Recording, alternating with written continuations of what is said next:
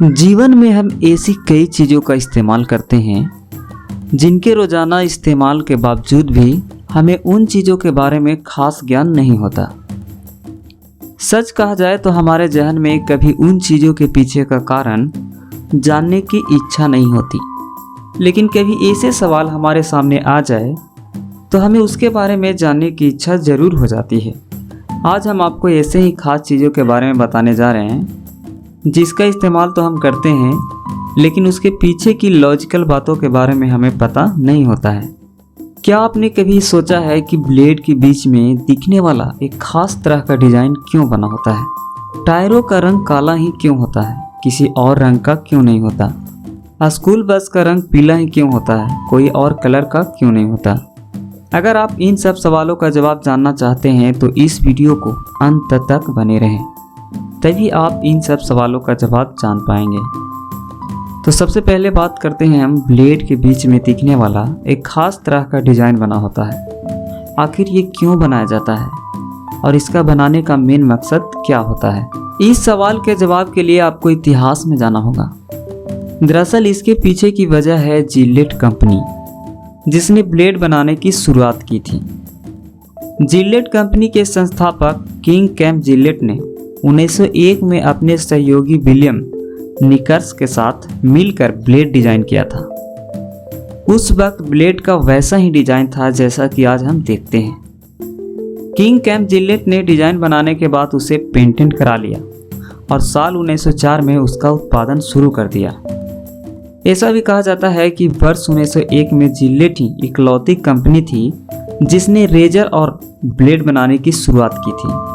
उस वक्त रेजर में ब्लेड बोल्ट के जरिए फिट करना पड़ता था, इसलिए ब्लेड के बीच में एक खास तरह की डिजाइन बनाई गई। सबसे पहले जिलेट ने ब्लू जिलेट नाम से ब्लेड का उत्पादन किया था। 1904 में पहली बार 165 ब्लेड बनाए गए। बाद में ब्लेड बनाने की दूसरी कंपनियां भी आईं, लेकिन उन्होंने ब्लेड की पुरानी डिजाइन को ही कॉपी किया, क्योंकि कंपनियों के सामने दिक्कत ये थी कि उस वक्त रेजर जिलेट कंपनी के ही आते थे, इसलिए रेजर में ब्लेड फिट करने के लिए शेप उसी डिजाइन में रखना पड़ता था। 1890 में जिलेट कंपनी के संस्थापक किंग कैंप जिलेट बोतल का ढक्कन बनाने वाली कंपनी में सेल्समैन का काम करते थे।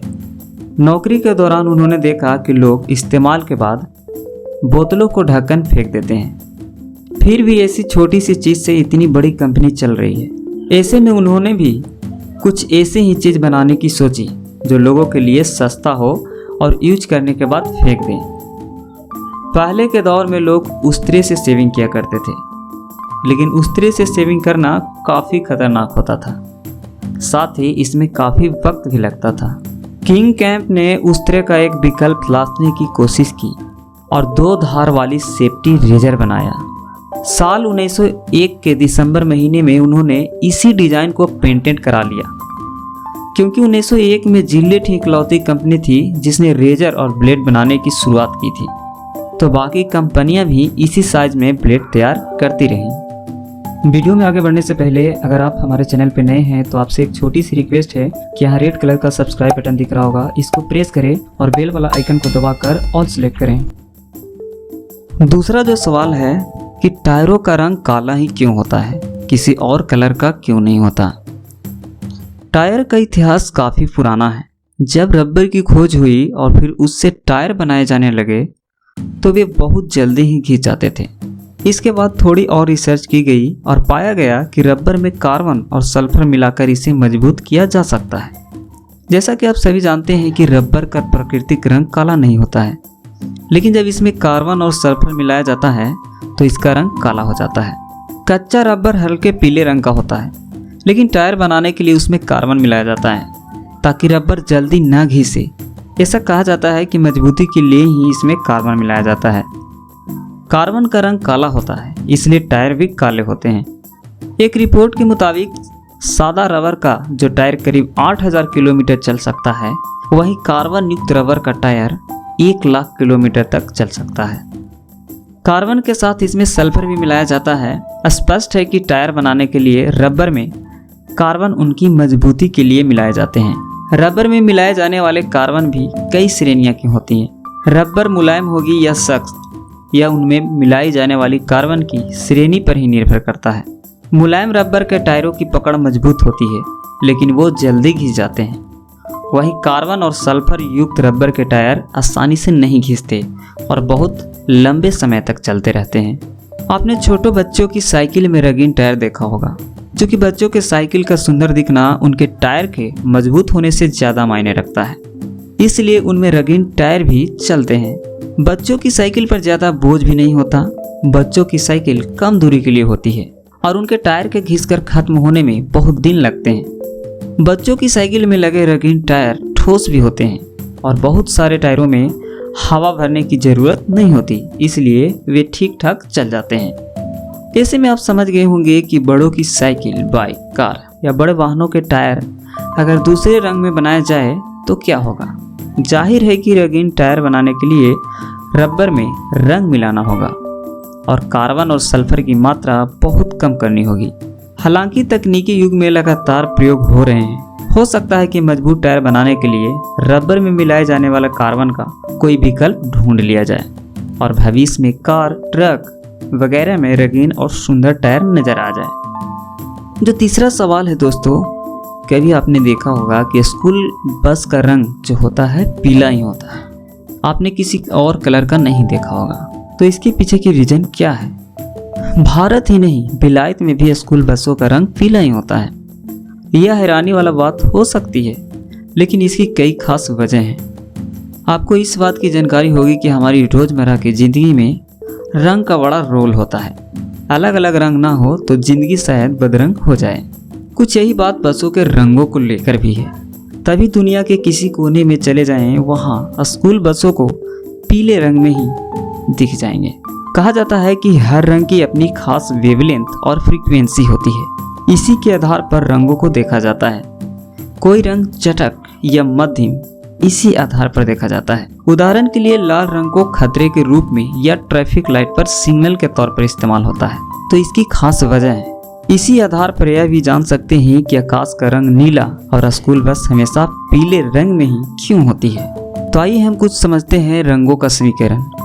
रंगों का समीकरण समझने के लिए हमें बिग्योर का समीकरण समझना होगा।